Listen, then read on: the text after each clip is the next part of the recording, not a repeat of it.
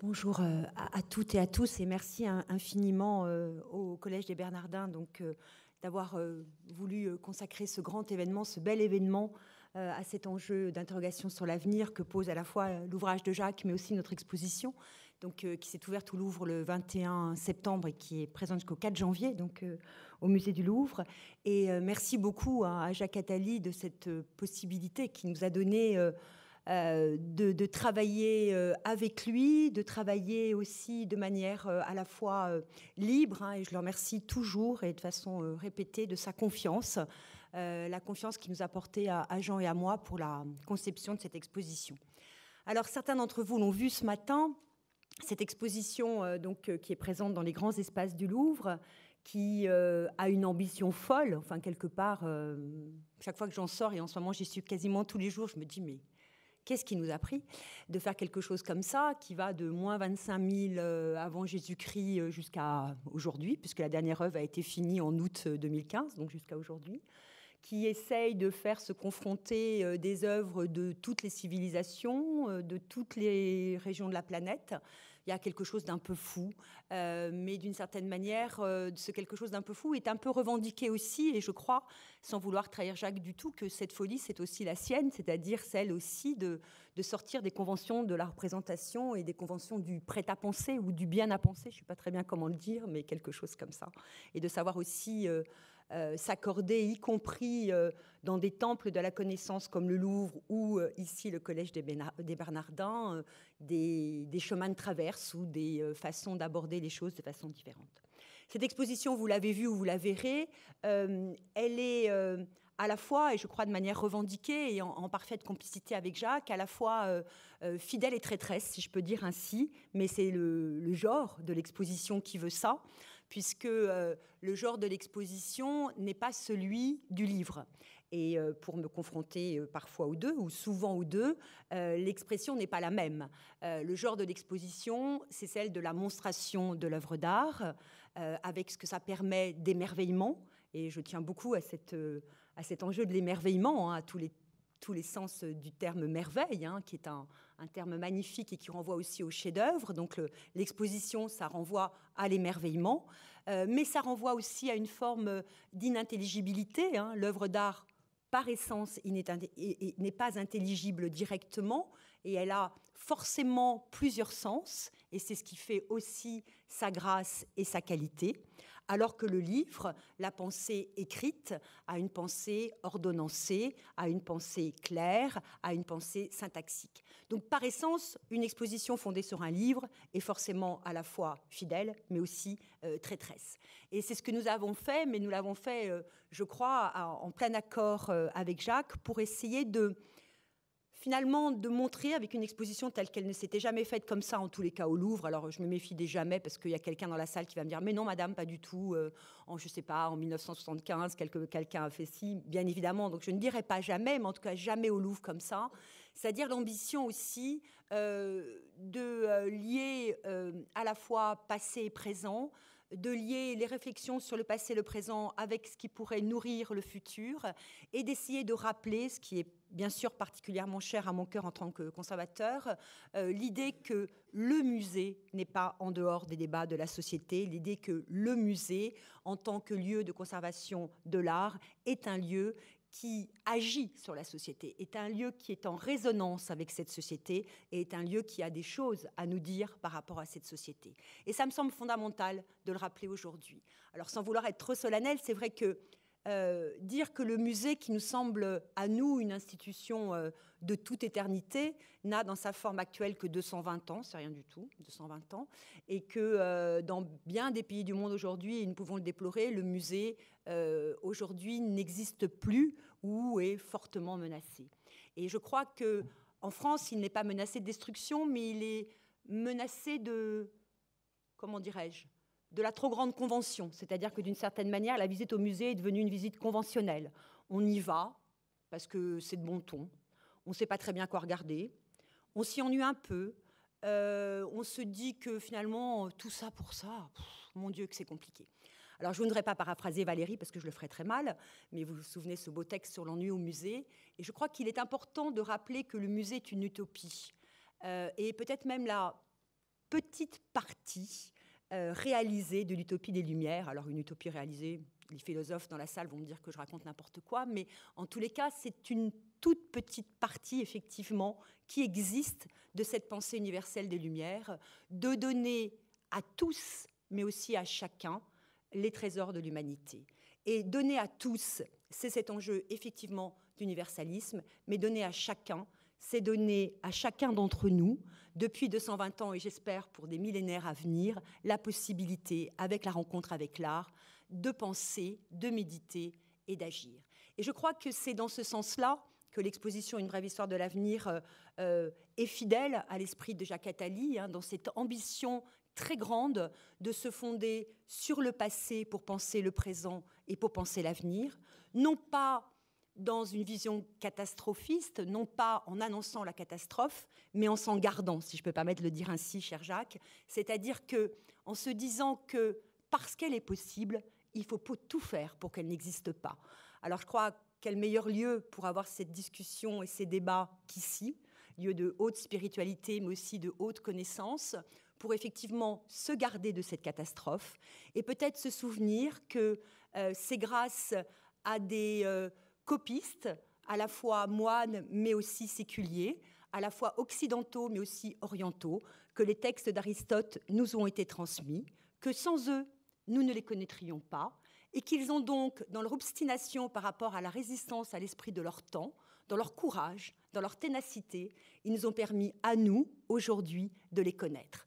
Donc pensons à ce que nous pouvons aussi transmettre, à ce que nous aussi pouvons faire connaître, et donc que vive l'avenir et que ce colloque soit fructueux par tous ces enjeux, c'est mon seul souhait. Merci infiniment. Se garder des catastrophes.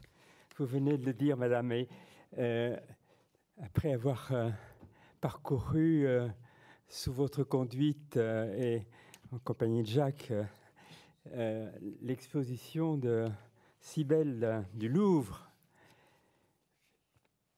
il m'est arrivé de me dire les empires finissent mal, ils finissent en catastrophe, et Dieu sait que ces catastrophes sont bien montrées. Allons-nous vers la catastrophe et peut-on s'en garder? Ton livre, Jacques, nous dit qu'il faut passer par la catastrophe. On risque de devoir passer par la catastrophe avant d'accéder à une société fraternelle. Quand d'ailleurs, tu nous parles de la société fraternelle à la fin de ton livre, on se dit, ça ne doit pas être une utopie puisque c'est Jacques Attali qui parle. Mais on se dit, pourvu que ce soit comme ça.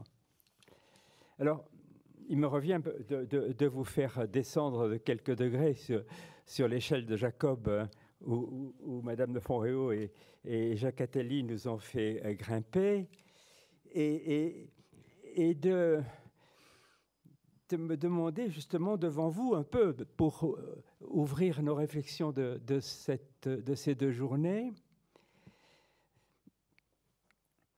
comment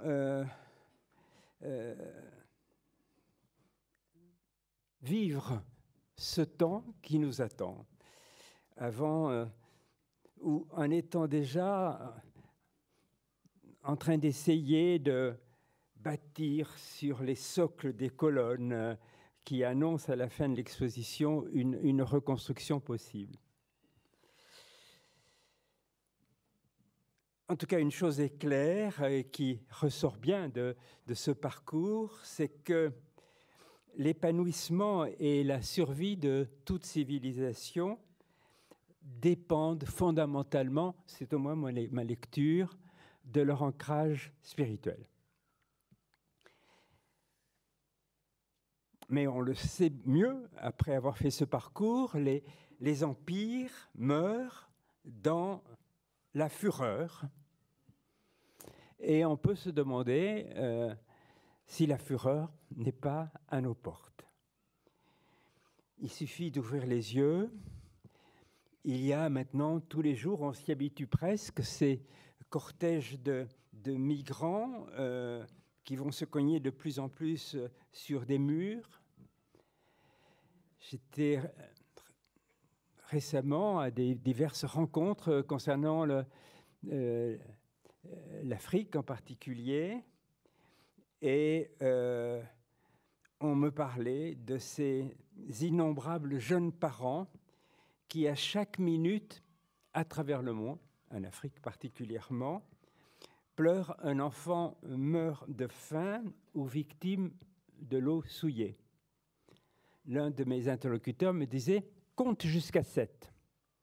1, 2, 3, 4, 5, 6, 7. Pendant 7 secondes, un enfant est mort de faim. » Alors on ne peut pas... Il est très difficile de se dire que cela peut durer longtemps sans révolte. Peut-on croire que les choses se calmeront, que la théorie qui a longtemps fait rêver les économistes, la théorie du ruissellement automatique des richesses, permettra à la main invisible de venir à bout finalement de tant de souffrances?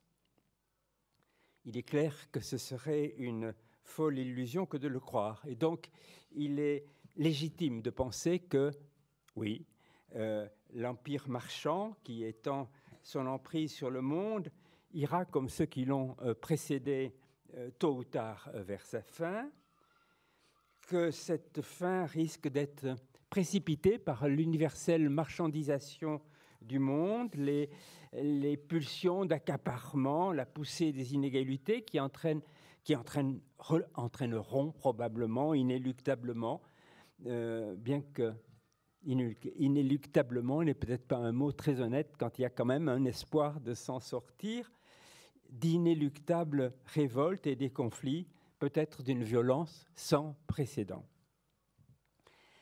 Alors comment ne pas se demander comment agir sur le cours de l'histoire? Et pour parler comme l'a fait un jour le général de Gaulle, comment ne pas se demander s'il n'y a pas encore des forces qui n'ont pas encore donné ou qui pourraient donner davantage, à condition de travailler ensemble, qui soient capables d'éviter ce futur d'apocalypse, qui soient capables de nous rendre à la maîtrise de notre destin, de le rendre plus humain, en éradiquant véritablement la misère et la violence. Ici, au Bernardin, comme d'autres, en beaucoup d'autres endroits, nous espérons que les forces spirituelles, les forces humanistes, les sagesses, les forces religieuses pourront y contribuer.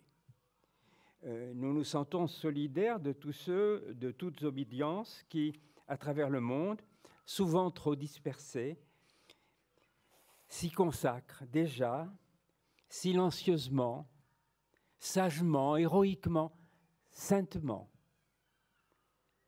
Mais, nous le savons, ces forces spirituelles n'ont pas toutes bonne presse. Et elles n'ont pas toutes un excellent track record. Je ne sais pas comment on dit ça en français. On nous parlera des vieilles croisades ou des massacres du XXe siècle au nom d'idéologies folles, soit. Mais outre leur repentance, que nous aimons leur voir répéter, outre leur repentance, pourquoi ne pas entendre l'appel de toutes ces spiritualités, cet appel qu'ils font dans leur propre langage à la fraternité des hommes? N'est-il pas temps de reconnaître que toutes ces spiritualités sont, pour ceux qui les suivent, chemin d'espérance, de perfectionnement humain et de salut? N'est-il pas temps de les aider à se reconnaître, non plus comme des causes de division ou de violence, mais comme ouvrières, toutes ensemble, dans le chantier commun de la construction de ce monde meilleur que nous voudrions pour les générations qui vont nous suivre? N'est-il pas temps de les écouter nous dire quelles paroles communes elles pourraient porter pour pacifier et civiliser les rapports entre les hommes? N'est-il pas temps, enfin, de les écouter nous dire ce qu'elles attendent les unes des autres pour pouvoir s'engager plus avant dans un dialogue fraternel, pour rendre plus concrète leur contribution à ce sauvetage du monde sur tellement de fronts. Voilà ce que nous aimerions faire au cours de ces 2 journées. Nous voudrions qu'elle soit d'abord une sorte de fête de la rencontre, mais nous pensons qu'elle pourrait aussi encourager chacun d'entre nous à emprunter plus hardiment, à partir de sa propre sagesse, un chemin à tracer ensemble, faire ce monde de justice, de paix, de fraternité. La fraternité, ce seul devoir que la Déclaration universelle des droits de l'homme impose à tout homme parce qu'il est homme. Pour ouvrir nos réflexions, nous avons demandé à Madame Vaira Vique-Freiberga d'ouvrir nos travaux. Nous la connaissons bien à Paris. C'est une femme de réflexion et d'action. Son histoire personnelle se confond avec les moments les plus tragiques et en même temps les plus remplis d'espérance de l'histoire de l'Europe récente. Née à Riga, elle connaît, après l'invasion de son pays, les camps de réfugiés en Allemagne, puis un exil au Maroc où elle fait ses études secondaires, puis elle sera universitaire et professeure de psychologie à Montréal, puis elle regagne son pays. Elle y sera, sans jamais avoir fait de campagne électorale, élue présidente de la République et réélue. Elle a exercé donc les plus hautes responsabilités politiques. Elle a joué un rôle décisif au cours de ses 2 mandats comme présidente de la République de son pays, en travaillant pour l'ancrage de son pays dans la démocratie et dans l'Europe. Elle a donc beaucoup à nous dire. Madame, vous avez la présidence de cette journée. Merci, Monsieur Camdessus.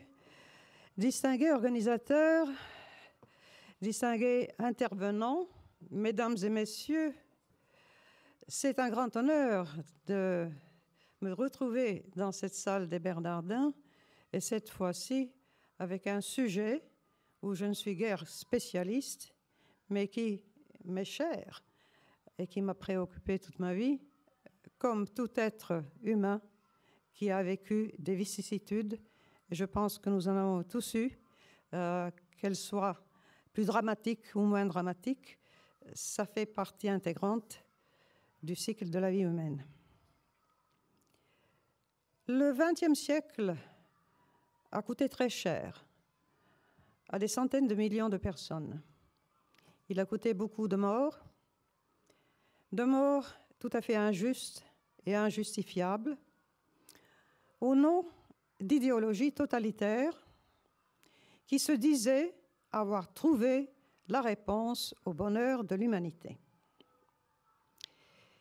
Et il s'agissait donc de lever le poing, lever le drapeau, interpeller les foules et dire « Suivez-moi, je vous montrerai la voie », pas la voie des religions et celle des anciens dirigeants spirituels d'humanité, mais une voie idéologique, politique, moderne, à l'échelle du XXe siècle, laïque, et qui va créer soit le paradis des ouvriers ou un monde qui sera purgé des races inférieures autres que les Aryens, ou d'autres interprétations du genre.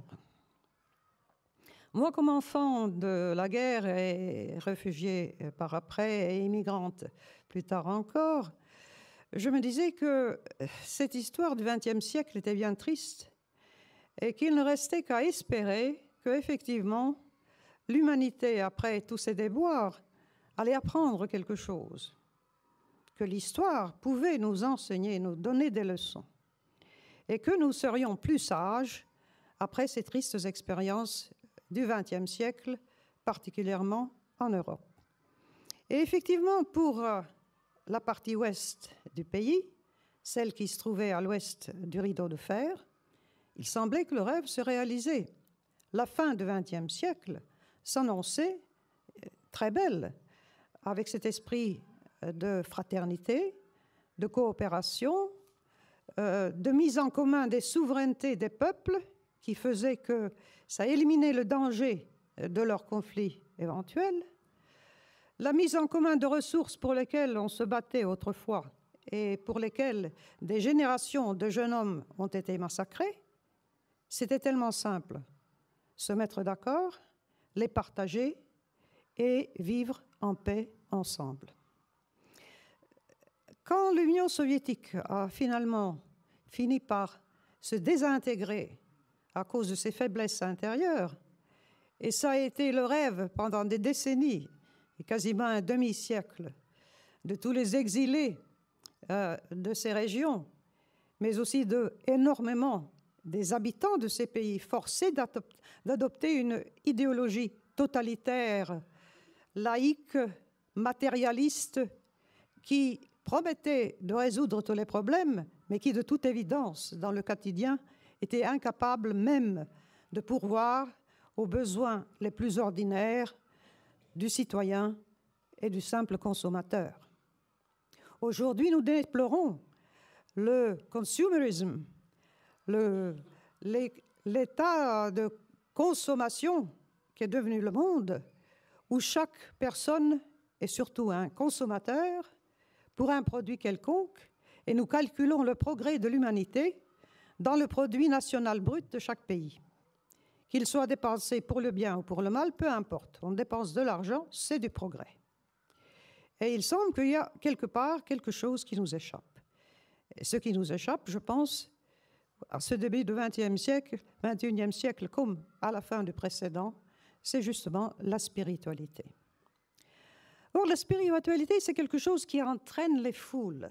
Et dans ce sens, on pourrait dire que les grands rassemblements nazis à Nuremberg, les grands rassemblements communistes qui ont non seulement entraîné les gens de l'Empire soviétique, mais aussi beaucoup de communistes dans les pays libres et démocratiques comme la France, l'Espagne, l'Italie, la Grèce et beaucoup d'autres, cet enthousiasme pour une idée libératrice, pour une idée qui allait tout résoudre, pour une idée qui allait améliorer le monde, était extrêmement attrayante.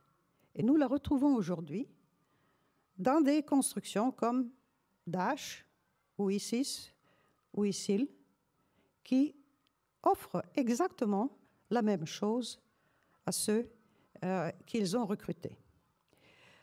À côté de cela, bien sûr, l'Europe a gardé ses traditions chrétiennes avec, remarquez bien, depuis la Seconde Guerre, de plus en plus d'influx de religions différentes et la présence, bien sûr, juive dans des grandes parties de l'Europe, malgré leur expulsion de l'Espagne par Isabelle la catholique.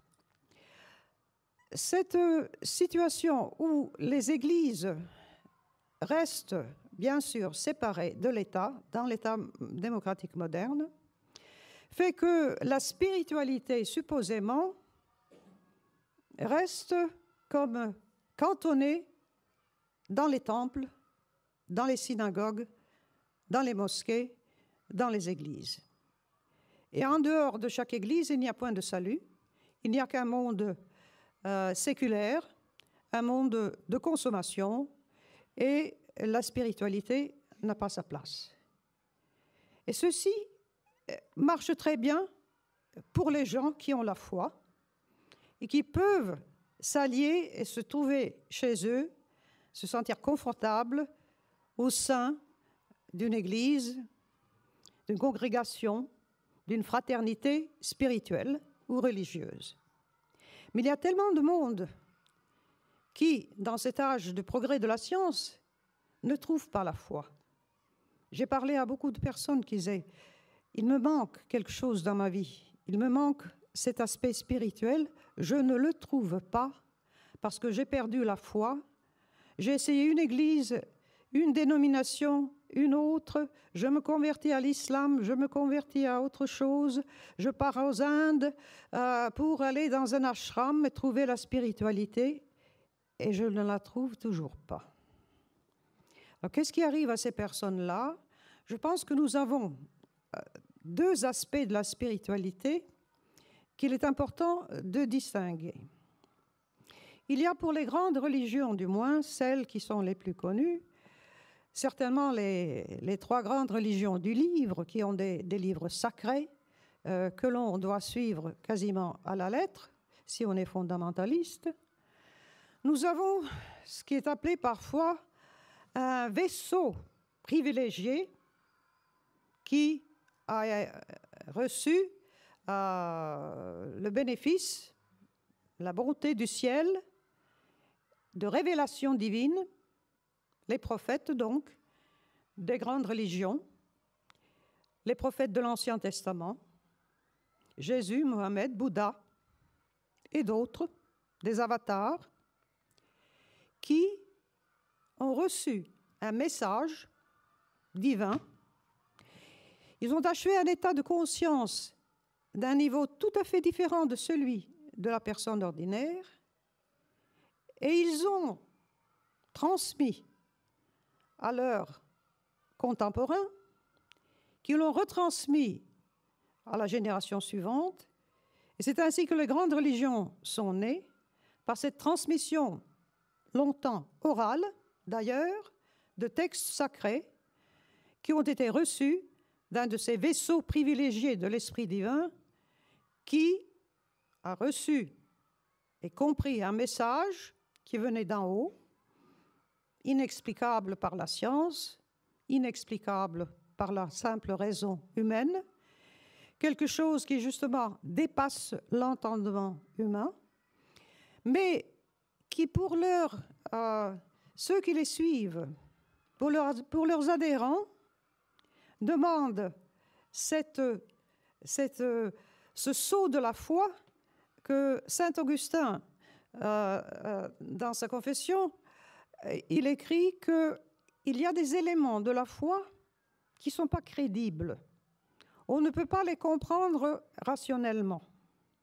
Et le plus grand mérite du croyant, c'est de faire ce saut de confiance et de foi, dans son cas, dans le message de l'Église catholique, et de dire « Je te crois, Seigneur, je te crois, Dieu, je crois au prophète, et je dirige ma vie selon donc les 10 commandements, selon le catéchisme de ma religion, selon le Coran, selon l'Ancien Testament, le Torah et n'importe quel autre, les livres sacrés des Mormons par exemple, des préceptes qui sont écrits, rédigés.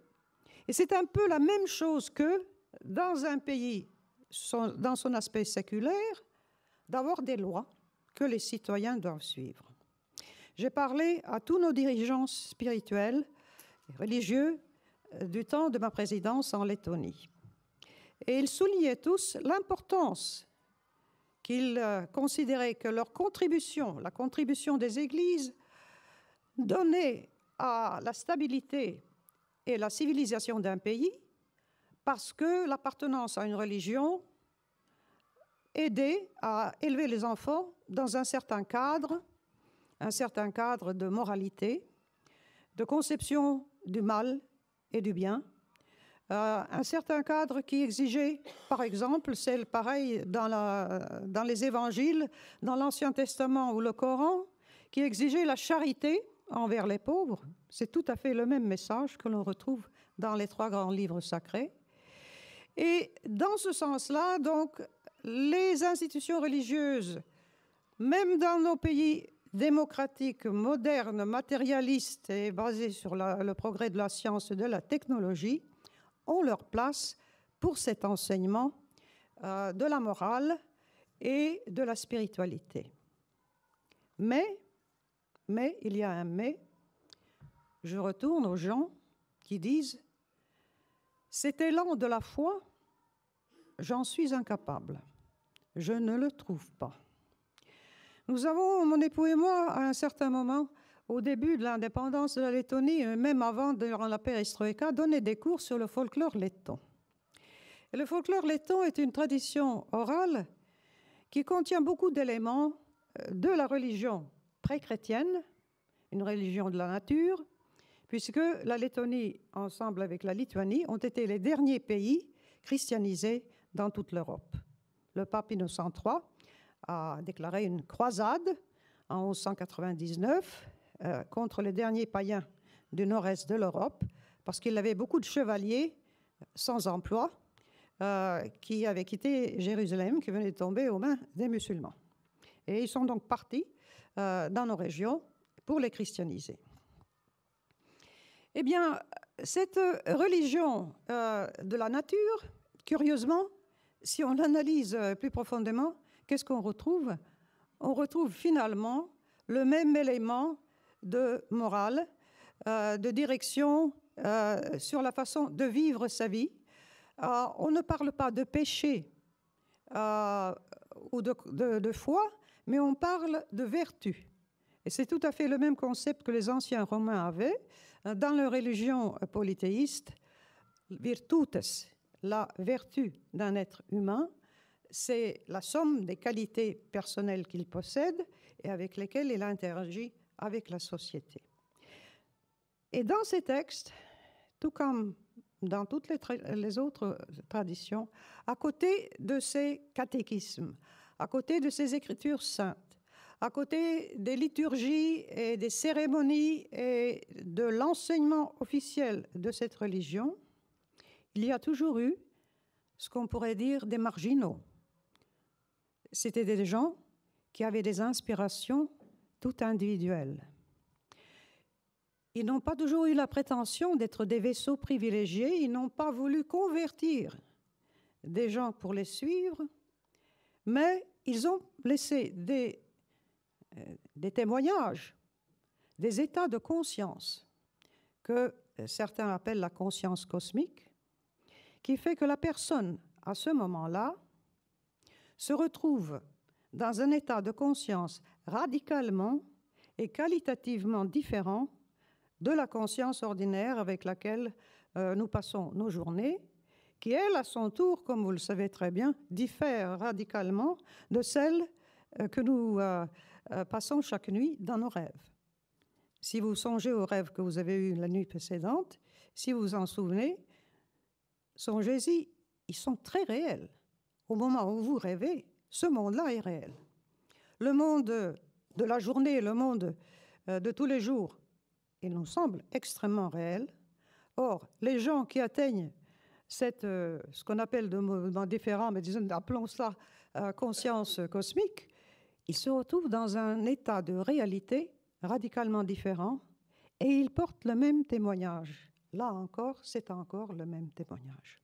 Et le témoignage est le suivant, c'est que le monde est fondé sur l'amour. Malgré toutes les horreurs que nous voyons aujourd'hui, toutes les horreurs que nous avons vues au cours de l'histoire, tout le mal que nous voyons dans le monde, toutes les invocations de Shaitan, de Satan, des mauvais esprits et des sorcières et des sorciers, c'est l'amour qui est le fondement du monde. Il y a un philosophe grec présophatique, vous vous souviendrez, qui a dit un peu la même chose. Et que cet amour divin est accessible à tout le monde, à condition de s'offrir, de s'ouvrir comme une fleur, comme un lotus, comme dans le bouddhisme, quand on parle du lotus à 1000 feuilles. C'est une question d'ouverture d'esprit qui permet à tout le monde, non pas seulement les prophètes, mais qui permet à tout le monde de recevoir, même si ce sont des petites bribes d'inspiration divine. Et à ces moments privilégiés-là, la personne comprend tous les messages de toutes les religions qui ont jamais été faites, qui sont très simples, que le monde est fondé sur l'amour, que le monde est fondé sur le pardon, et que nous sommes tous, non seulement frères et sœurs dans la race humaine, mais que nous sommes tous part de la nature. Il m'est arrivé des moments saints de ce genre où, étant sur le Barrier Reef de l'Australie, dans un bateau avec un fond de verre, une énorme tortue est sortie des grandes profondeurs et elle s'est arrêtée tout près du bateau, et j'avais l'impression qu'elle me regarde et qu'elle me passe un message. Et le message est le suivant. Nous, les tortues, nous sommes là depuis 350 millions d'années. Et nous vivons en paix et en amour et en harmonie avec la nature. Vous, les humains, qu'est-ce que vous faites ici? Est-ce que c'est votre place? L'océan nous appartient. J'ai trouvé ça, d'une part, ça m'a remis à ma place, et d'autre part, ça a été une grande inspiration. J'espère que vous aussi, vous trouverez des inspirations au cours de cette journée. Vous avez devant vous ici une panoplie de connaissances les plus diverses et les plus érudites. Ma tâche ingrate sera de limiter le temps de parole de chacun d'entre eux, mais j'espère que vous saurez prendre des contacts qui vous permettront de les contacter et de lire leurs œuvres aussi plus tard. Mais alors, le message de la spiritualité, voyez-vous, si c'était pour dire, est-ce qu'il y a 3 choses que je pourrais dire pour faire un monde plus civilisé plutôt que barbare? Il faut 3 choses essentielles. Primo, le respect de la vie humaine, à commencer par la sienne propre. Cela exclut d'abord les meurtres et cela exclut aussi les suicides des terroristes. Paraît simple, difficile à réaliser. Deuxièmement, le respect de la dignité humaine. Cela veut dire qu'il n'y a pas d'intouchable, qu'il n'y a pas de différence entre la dignité des hommes et des femmes, ni quelque autre différence de ce genre. Et troisièmement, oui, les règles dont je parlais au début, les commandements, les lois des pays, les conventions sociales, même si elles sont triviales, des règles sur lesquelles on peut vivre ensemble, puisque c'est seulement dans des conditions de civilisation que la spiritualité peut atteindre le plus de monde. Elle peut atteindre n'importe qui, à n'importe quel moment, même dans les goulags, même dans les prisons, même sous la torture, mais pour un monde civilisé, il nous faut une masse critique de gens bien pensants et qui ont un modicum de spiritualité dans leur cœur et dans leurs esprits. Merci.